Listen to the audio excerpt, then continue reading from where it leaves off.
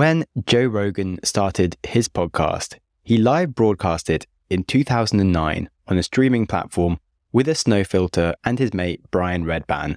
And in their own words, they sat in front of their laptops for an hour bullshitting. Joe had no idea what he was doing, but he just started anyway. Now, in the present day, he has by far the most subscribers of any podcast.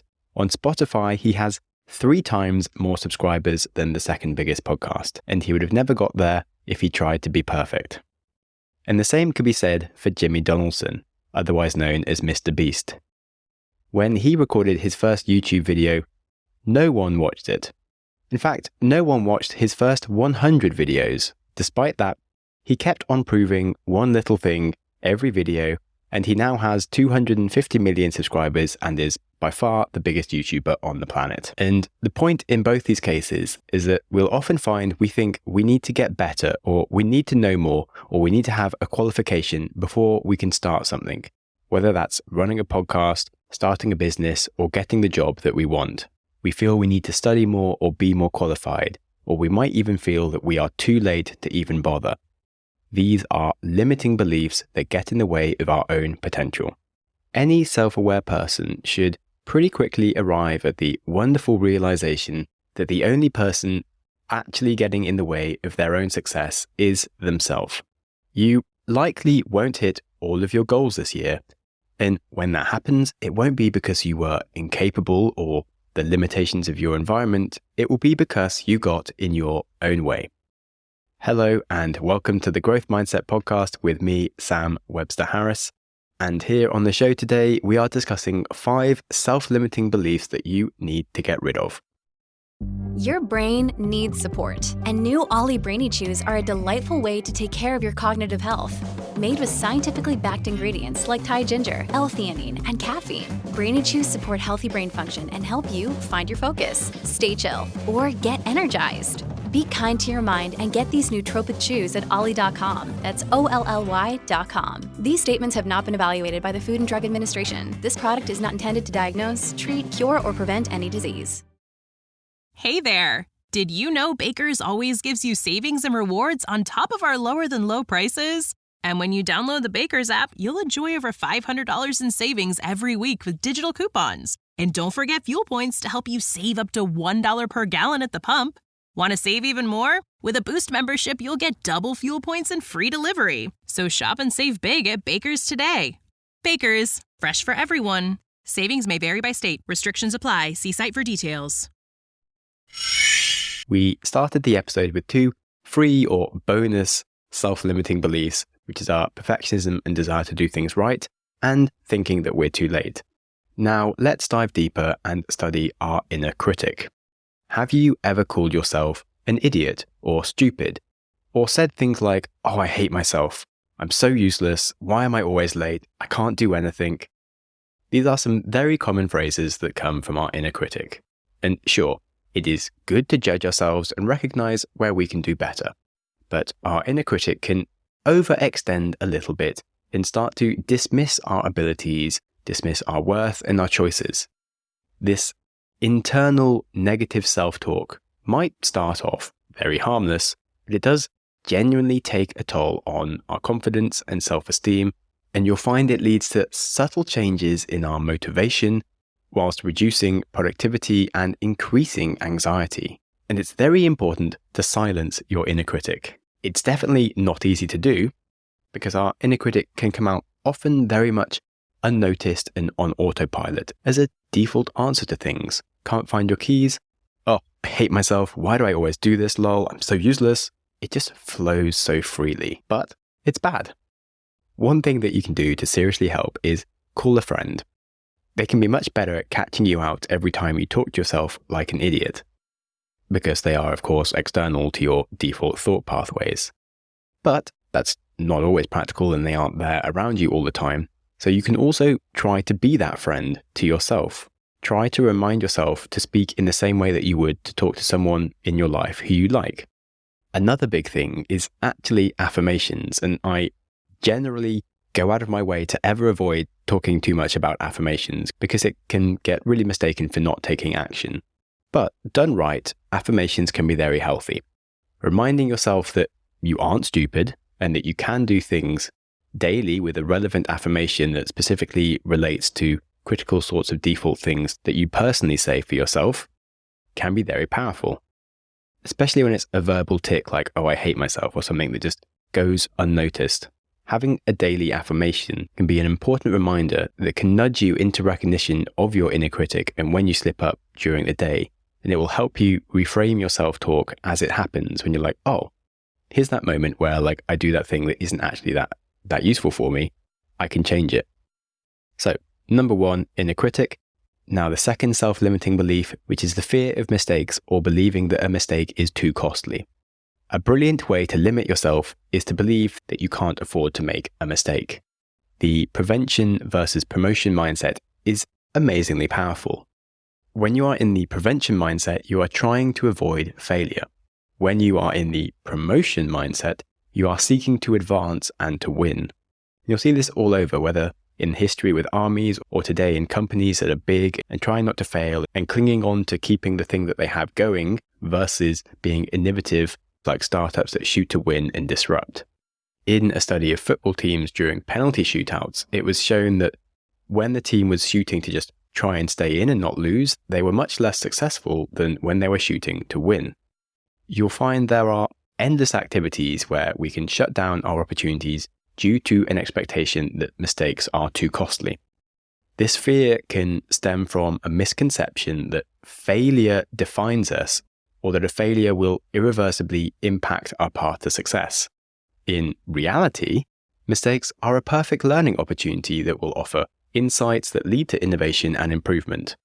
Just look at a stand-up comedian. If they were too afraid to tell a joke that would fail, they'd never put in the year of hard work testing out different new material to be able to then make a really good show that's worthy of being a Netflix special. Or how about someone that's too afraid of rejection that they never ask anybody on a date? They're not going to meet enough people to find someone worth dating who also wants to date them. The fear of failure leads to a complete failure to even try and get anywhere. A core growth mindset trait is embracing failures and recognizing setbacks and challenges as learning opportunities rather than indicators of inadequacy. And as they say, of course, perfect is the enemy of progress. So embrace that you will make mistakes in life and try not to make the same mistake twice. Moving on to number 3, ego depletion. You may not have heard of ego depletion, but it relates to willpower. After a long day of work, do you feel too tired and exhausted to pick yourself up and go to the gym or handle some social events? Are you also too tired to make healthy eating choices and lose that willpower, maybe end up on the couch eating fast food or ice cream? Well, you could be subscribing to the concept that self-control is limited, that there is only a finite amount of willpower available to us and it will run out when we overexert ourselves. In psychology, this myth is known as ego depletion. It's an easy explanation regularly spread by people searching for an easy answer. Carol Dweck herself proved that ego depletion was only observed in study participants who believed that willpower was a limited resource. Instead, we need to accept that ego depletion is purely caused by our own self-defeating expectation and not by any biological limit. The idea of ego depletion itself makes it more likely that we will fail and tell others of the reason for our failure, being lack of willpower.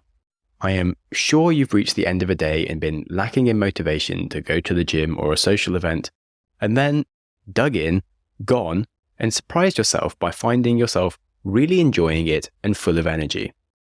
Even though 10 minutes ago you were like, oh man, I don't have any of the energy to do this. It's going to be so hard. And it just wasn't true. A big reason that we lack the motivation is not so much that we are truly tired, more that we are viewing this task as difficult work and we amplify its difficulty instead of recognizing it as something fun that we'll enjoy or that will give us energy. The context which surprises us, and we then subscribe a bunch of negative emotions towards it that aren't true. In psychology, we prefer to look at willpower like an emotion, ebbing and flowing in response to what happens around us and how we feel. Towards the end of the day, our negative reaction when presented with a possibly difficult task is a temporary feeling rather than a total loss of willpower, and often a misrepresentation of how difficult the task even is. Of course, there are times in the day when different things are easier for us, such as concentrating on writing might be better for you in the morning or even going to the gym, etc. Some of this is biological, but a lot of it is environmental and how our other distractions and time management play into it. If you regularly do find you have plans going AWOL, it might well be due to poor planning and management of your day, or due to your personal perception that ego depletion is a thing. If so, you should be learning to reframe the resistance positively instead of assuming the easy self-defeating mindset. Number 4, Imposter Syndrome. Now, to be very clear here, Imposter Syndrome isn't a clinical syndrome as such. It was first recognized as the imposter phenomenon, and it is simply a cognitive bias. It's actually defined as a systematic error in the way individuals reason about the world due to subjective perceptions of reality. It is actually similar to negative self-talk that we spoke about earlier, but instead, it's a much deeper suspicion that you don't belong and someone will reveal that you are in fact a clueless idiot who doesn't know what they are doing and shouldn't be doing the job that you are doing. It's certainly something that I feel talking about psychology sometimes. A funny paradox about imposter syndrome is the more successful you become, the worse the imposter syndrome gets because, of course, more accolade and respect you have around your successes, the bigger your negative suspicions and worries are that they are all undeserved. Which, on one side of things, certainly makes sense, but of course it isn't an accurate representation of our skills. And I think in the same way that we are all big children just working out what the hell we are doing in the world, and yet we'll look up to other adults as if we expect that they know what they are doing or where they are going in life and why. Like the generation above us, we're always like, oh, they know what they're doing, and yet our generation is so lost. But actually, all generations are just making it up as they go along. In the same way, the concept of an expert often feels like something others around us have, due to their deliberate, thought-out choices and their deep knowledge of their subject. Yet, internally for ourselves, we feel like we have a foggy memory of everything. If we got put on the spot, we wouldn't know what to say. We often rely on guessing, and however much research we might do, we still have this underlying feeling that we've missed something. For the decisions we make, we're still aware that there's probably something that we've done wrong. So how could we be so bold to consider ourselves an expert, yet we can easily consider someone else an expert despite the fact they probably had just as much second guessing or moments of unawareness as we do? For imposter syndrome, we do need to address it directly head on and understand it is simply a cognitive bias, and then really work towards short-circuiting it. You should review the achievements that you've had in the past 5 or 10 years and why you deserve them, because you did. Outline how much you've grown as a person. Try sharing your failures openly with friends, and you'll find that they certainly have plenty of struggles themselves. If you find yourself looking up to people, remember that they are just a big child working out what the hell is going on in the world, and they are really taking each day as it comes with a little bit of surprise and without some grand master plan. Finally, self-limiting belief number 5. I'm actually going to throw you a curveball here, and this one comes from Nir Eyal himself. He is the king of behavioral hook designs and taking ownership of our own attention.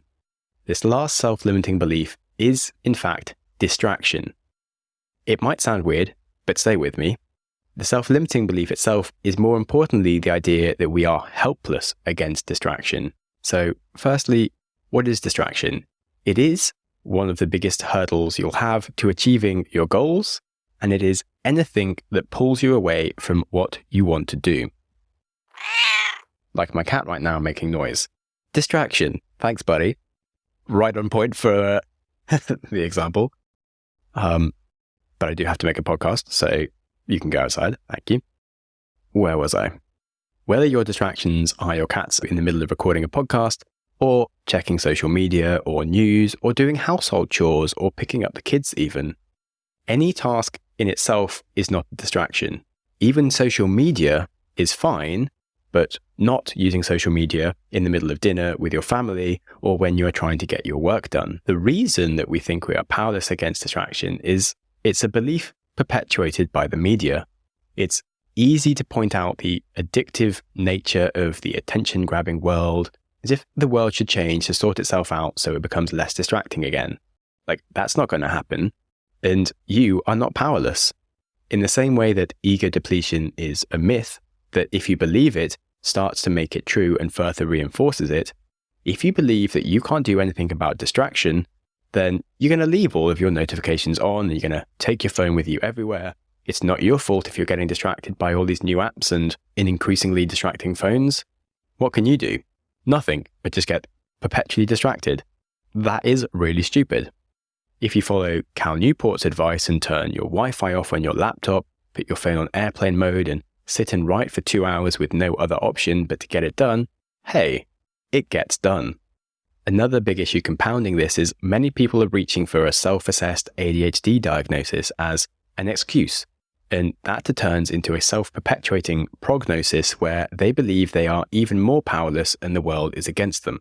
In case you confuse the words diagnosis and prognosis, a diagnosis is the determination of what a problem is, and prognosis is the prediction of how it will turn out. If you were to diagnose that you have ADHD, or just in general that you are powerless to distraction, it is incorrect and it leads you to a prognosis that you will always be powerless. Instead, if you are having a distraction problem, the diagnosis you should come to is that you have not met the power of distraction against you with an equal force due to lack of awareness of the problem or fighting the wrong types of battles. You should then find a solution that will give you a positive prognosis where you will move forwards managing the distraction.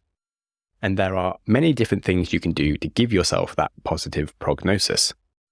Nir Eyal has a 4-point action model in his book Indistractable that I recommend, so I'm just going to copy that directly. Number 1, master internal triggers.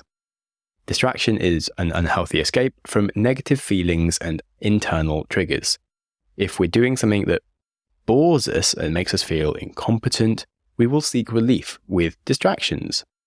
By identifying, exploring, and managing our internal triggers, we can make it that we will be less likely to run towards distraction to escape discomfort. 2, making time for traction. That means scheduling into your calendar and your day and communicating that you need a certain amount of time and space for traction. Now, traction is the opposite of distraction. Traction is making progress and doing stuff. So make sure you have time without any other external distractions for action that will help you meet your goals and values in a time-boxed calendar. By then knowing what you want to do at a given moment, you can recognize when you're being distracted and pulled away and fight against it. Because yes, you do need to answer your email at some point, but you don't need to answer your email during the hour that you've scheduled for doing something else. Number 3, hacking back external triggers. So external triggers are anything in our physical environment that pulls our attention away. That can be interruptions from family, co-workers. Often it'll just be notifications on your phone or email pings on your laptop, anything in the digital world, group chat, online feeds, etc. Limiting external triggers as much as possible will just turn off their influence. Number 4, preventing distraction with pacts. By making a pact or a pre-commitment, we can reinforce our defenses against distraction. Next time your dreams seem unachievable, ask yourself whether you're getting in your own way and take steps to overcome those limiting self-beliefs holding you back by making a pact and a positive commitment, usually with the presence of others that you're going to do it, and have that commitment and awareness hold you to it. So Nir Eyal regularly does say that managing distraction is one of the most important determinants of success in the modern age. And he's totally right. On top of that, I would also add that getting rid of all the other self-limiting beliefs is huge, and just being able to learn fast and embrace change and a growth mindset are probably the most essential factors that will determine your success going forwards, because the world is going to get a hell of a lot more distracting, and it's going to change and change faster and faster. So there you have it. We have covered the 5 biggest self-limiting beliefs that you need to change. The first one was your inner critic and negative self-talk. The second was fear of mistakes and believing that they are too costly. The third is ego depletion and thinking that willpower is a limited resource. The fourth mistake is the imposter syndrome and our cognitive bias against reality and our own abilities. And the final self-limiting belief was distraction and believing that we are powerless against it. I hope a few of those, if not all of them, have given you some ideas for growth. If you have a friend who needs to hear one of them, do share it with them and help the show reach more people. If you think there were any self-limiting beliefs we missed out or that you want more details on one of the ones we mentioned, please hit me up in the comments or send an email to growthmindsetpodcast@gmail.com. Simba, give me 20 seconds. If you are feeling powerful and unlimited by the episode today, the kindest thing you can do is a positive review about the Growth Mindset podcast and ideas we share to help others find us. It does make a very big difference. And with that, remember that life is short, certainly too short to be held back by self-limiting beliefs. So make a point to improve on at least one thing from this episode and step closer towards your potential. Be kind to yourself, and whilst you're at it, be kind to someone else too.